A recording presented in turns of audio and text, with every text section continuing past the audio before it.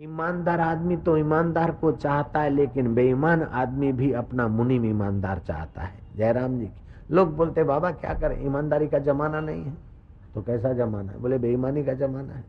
तो बेईमानी को सब लोग चाहते। बोले हाँ बाबा, झूठी बात है। ईमानदार का अपना प्रभाव है। ईमानदार तो ईमानदार को चाहते हैं, लेकिन बेईमान आदमी भी अपना रसोया ईमानदार चाहेंगे।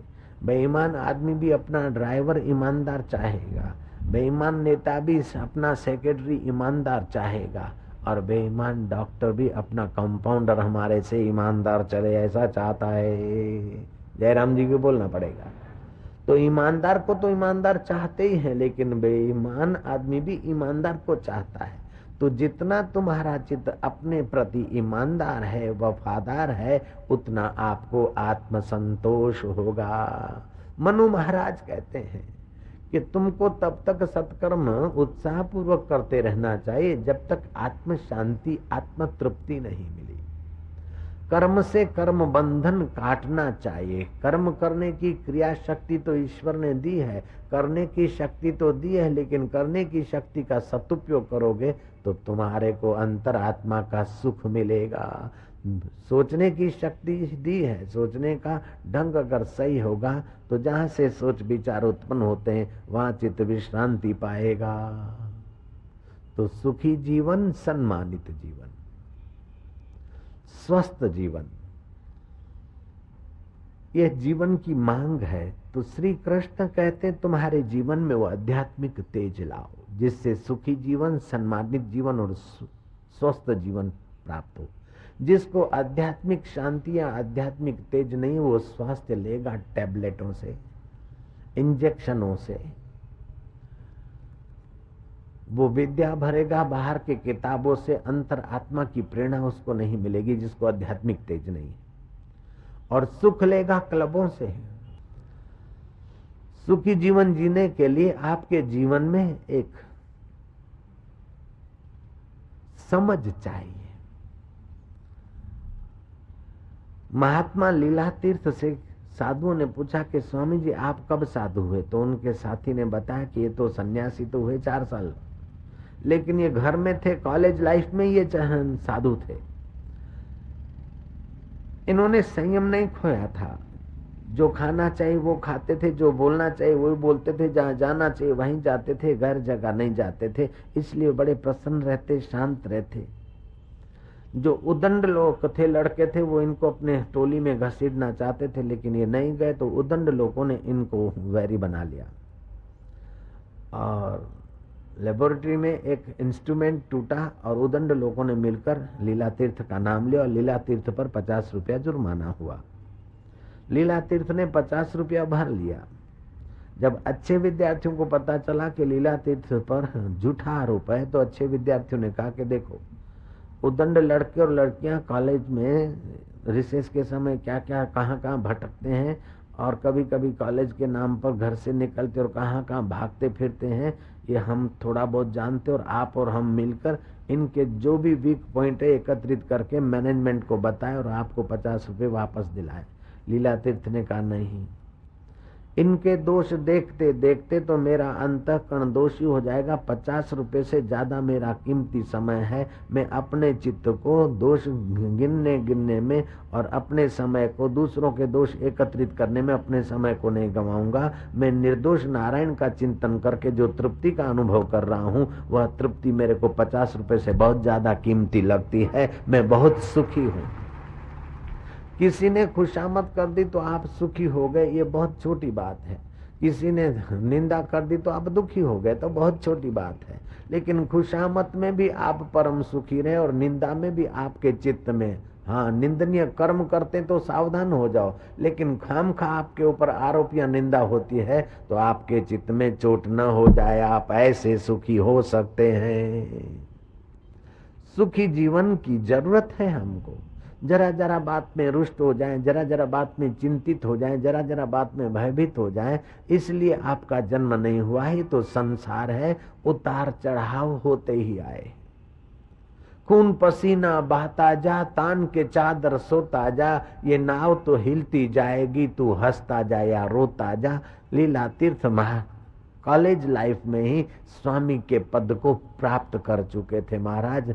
सन्यास की दीक्षा तो 4 साल हुई, लेकिन इनकी दिशा तो बचपन में ही गुरुकुल के परंपरा के अनुसार माता पिता ने सतगुरुओं के सत्संग से इनको दीक्षा दिला दी। इनकी दिशा सोचने की सही है, इसलिए महात्मा लीला तीर्थ युवक थे तभी के महात्मा थे। अभी 2 शब्द सासू कहते हम परेशान हो जाते, 2 शब्द बहू कहते हम अशांत हो जाते, 2 शब्द पड़ोसन कहते हम अशांत हो जाते। खाना अपना खाते लेकिन चाबी उन्हीं के से चलते हैं। नहीं नहीं, अपनी चाबी आप रहो। बुद्ध कहा करते थे अप्त दीपो भव, अपना दिया आप बनो, अपना स्वामी आप बनो। आप जर्मन का खिलौना तो नहीं कि चाबी कोई लगाए और आप चलते रहे। किसी ने 2 शब्द ऐसे कहे तो आप चलते रहे, किसी ने 2 शब्द वैसे कहे तो आप वैसे चलते रहे। तो आप अपना स्टैंड रखिए, और स्टैंड रखने के लिए सुबह नींद में से उठते समय भगवान का चिंतन करिए। जो अचल है, मन चल है, शरीर चल है, बुद्धि चल है, विचार चल है, सुख भी चल है, दुख भी चल है, मान भी चल है, अपमान भी चल है, मित्रता भी चल है, शत्रुता भी चल है, लेकिन तू सच्चिदानंद प्रभु हरि अचल है। तू मेरा और मैं तेरा, कई जन्मों में संबंध मिले और चल गए, लेकिन तेरा मेरा संबंध अचल है।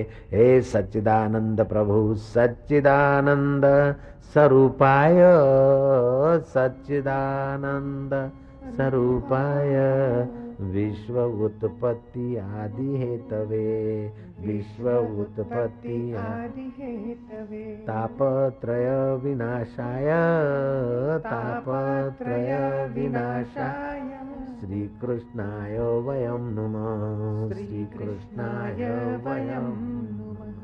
तीनों तापों का हरण करने वाले हे सच्चिदानंद प्रभु। 3 प्रकार के ताप होते, दुख होते हैं। आदि दैविक दुख होते हैं, आदि भौतिक दुख होते हैं, और आध्यात्मिक दुख होते, मानसिक दुख होते हैं। ये दुख तब होते हैं जब आदमी दुख हारी श्री हरि के प्रसाद से दूर रहता है। हरि के प्रसाद के साथ जुड़ा रहे तो ये दुख आपको प्रभावित नहीं कर सकते। सत्संग सुनना बड़े भाग्य की बात है। पाप अगर जोर करेंगे तो सत्संग में बैठने नहीं देते।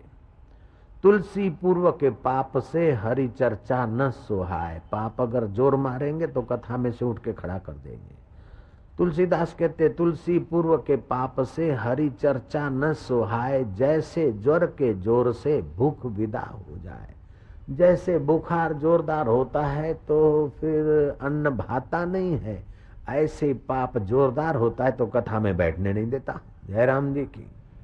अगर जबरन आप बैठ गए तो पाप को भागना पड़ेगा, अगर आप कमजोर हुआ तो पाप आपको लेके भागा जाएगा। जय श्री कृष्ण, जय श्री कृष्ण तो बोलो। समझने वाले समझ गए। नारायण हरि, नारायण हरि, नारायण हरि। पापवंत कर सहज स्वभाव, राम कथा ते उभाव ही न काहू। जो रोम रोम में रम रहा है उस चैतन्य का कथन चिंतन सुनना उसको भाता नहीं है। तुलसीदास जी कहते कलयुग केवल हरि गुण गाहा, गावत नर पावई भव था। कलयुग में केवल हरि के गुणगान और हरि तत्व का अभ्यास हो तो भव के था को पाता है। नो तो कलयुग में राग और द्वेष की बातें चित्त में जाकर चित्त को उद्विग्न कर देते हैं। किसी की निंदा सुनी तो चित्त में कुछ के कुछ ख्याल आए, और किसी की प्रशंसा सुनी तो कुछ के कुछ ख्याल आए। आपके ख्याल की तरंगे चलती रही तो आप शांति कब पाएंगे। इसलिए थोड़ा समय ऐसा भी रखिए कि ख्यालों को ख्वाब समझकर तुम्हारे चैतन्य परमात्मा के आनंद के रस में गोता मारने की कला सिखाने वाले साधु पुरुषों का संग मिल जाए। सम्राट अशोक का जन्म दिवस था, बड़े धाम धूम से मनाया जा रहा था। गगनभेदी जय जयकार हो रहा था। महाराज सम्राट अशोक सुंदर सुहावने सजे धजे रथ में बैठे थे। एकाएक रथ रोका और अशोक रथ में से उतरा। नंगे पैर सामने कोई भिक्षुक था। उस भिक्षु के पास गए और भिक्षु के चरणों में मत्था टेका। मंत्री लोग दंग रह गए। समय मिलने पर मंत्रियों ने कहा कि आपका जन्म दिवस था परसों और आपने भर सभा में भीड़ भाड़ में लोगों के सामने रथ रोकवाया और एक भिक्षु को जाके मत्था टेका। हम मानते हैं कि आपको संतों के प्रति आदर है, शांति देने वालों के प्रति आपका अहोभाव है, अंतरात्मा का सुख देने वाले व्यक्तियों के प्रति आपकी श्रद्धा भक्ति हम मानते हैं, लेकिन आपको इस तरह भीड़ के बीच नंगे पैर जाकर एक भिक्षु के चरणों में मत्था टेकना, जिस सम्राट के आगे कई सिर झुकते हैं वो सिर एक भिक्षु के आगे झुक जाए। झुकाना ही था तो हमें कहते कि हम भिक्षु को ले आते आपके खास जगह पर और वहां चुपचाप अकेले में झुक लेते, प्रणाम कर लेते।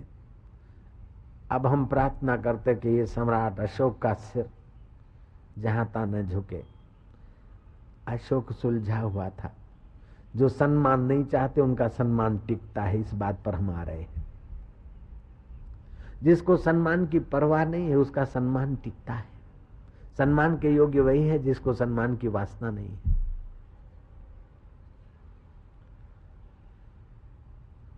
अशोक ने एक थैले में कुछ मुंडियां दी, मछली की मुंडी, मुर्गे की मुंडी, सुअर की मुंडी, बकरे की मुंडी, घेटे की मुंडी, मनुष्य की मुंडी, मतलब मुंडियां दी थोड़ी।